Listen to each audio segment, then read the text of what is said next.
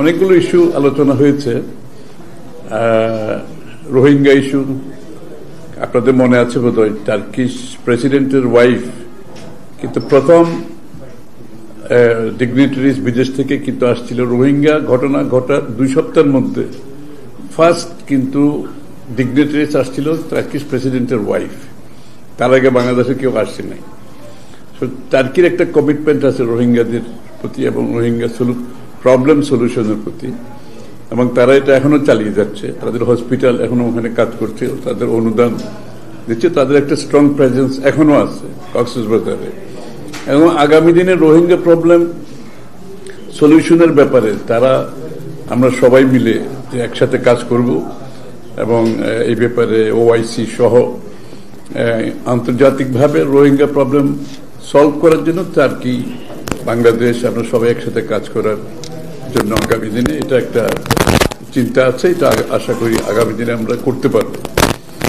তারপরে আপনার নির্বাচন, বাংলাদেশের রাজনৈতিক বিষয়ে সবসময় যেটা উঠে আসে নির্বাচন কবে, সকলেরই একই প্রশ্ন, নির্বাচন কবে। তবে সেই প্রশ্নে আলোচনার পরিপ্রেক্ষিতে আমরা তো যেটা সবসময় বলে আসছি যে একটি গণতান্ত্রিক সরকার গণতান্ত্রিক অর্ডারে ফিরে না যাওয়া পর্যন্ত বিদেশিরা দেশের মধ্যে যারা স্টেক হোল্ডার আছে সবাই তো অপেক্ষা করছে একটা নির্বাচিত সরকার আসার পরে তাদের সিদ্ধান্তগুলো তারা নেবে আগামী দিনের। স্বভাবতই তাদেরও সেই ইন্টারেস্ট আছে, তারা জানতে চাচ্ছে কবে নির্বাচন হবে। আর টার্কির সাথে আমাদের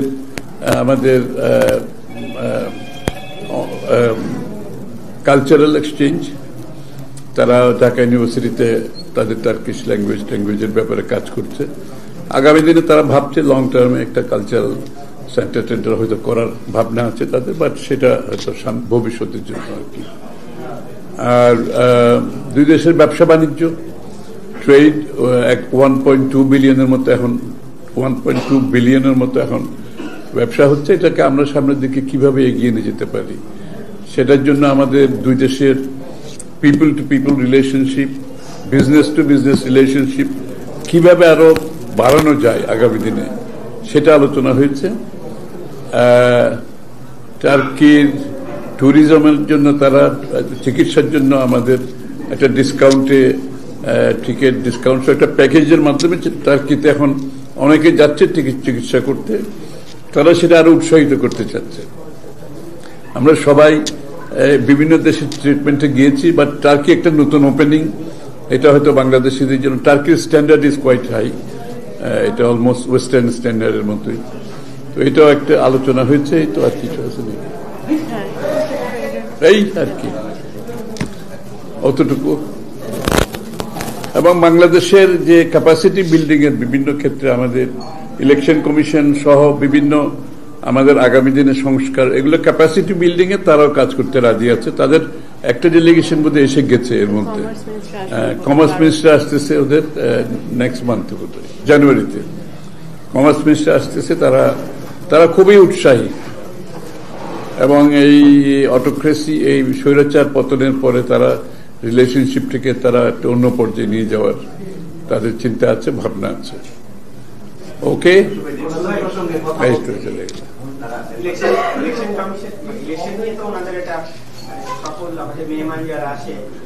ইলেকশন জানতে চাই ওরা।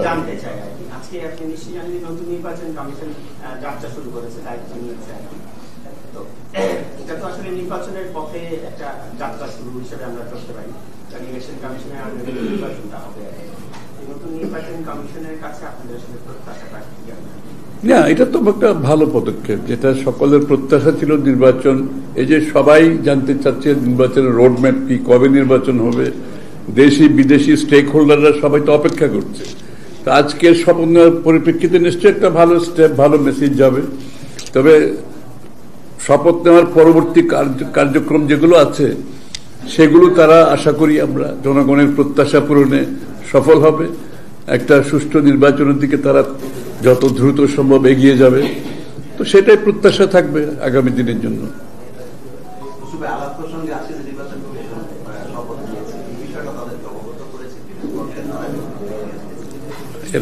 টার্কিশরা এটা বোধহয় এখনো ওইটা নিয়ে আলোচনা হয়নি।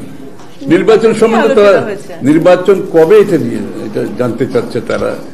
সবাই তো চাচ্ছে একটা ট্রানজিশন করে ডেমোক্রেটিক অর্ডারে বাংলাদেশ কবে যাবে, এই অপেক্ষায় তো সবাই আছে। সেই ডেমোক্রেটিক অর্ডারে কত তাড়াতাড়ি বাংলাদেশ যাবে, আমি যেটা আগেও বলেছি, স্টেক হোল্ডাররা সবাই অপেক্ষা করছে, দেশের ভিতরে দেশের বাইরে। আগামী দিনে সবার তো একটা বাংলাদেশ নিয়ে যাদের চিন্তা আছে, প্ল্যান আছে, আগামী দিনে বাংলাদেশে তাদের বিনিয়োগের ইস্যু আছে, অনেক বিষয় আছে। তারা অপেক্ষা করছে কবে একটা পিসফুল ট্রান্সফার করে একটা ডেমোক্রেটিক অর্ডার ফিরে আসবে, একটা নির্বাচিত সরকার, সংসদ হবে, যারা জনগণের কাছে দায়বদ্ধ থাকবে, জবাবদিহি থাকবে, এবং যার কারণে তারা আগামী দিনে যারা স্টেক হোল্ডাররা অপেক্ষা করছে তারাও সিদ্ধান্ত নিতে পারবে, এই আর কি। Thank you. কবে নির্বাচন এটা জানতে চেয়েছেন, আপনারা কি বলেছেন এবং তারা কি আমি যা বলছি তা বলেছি, এতক্ষণ কি বললাম?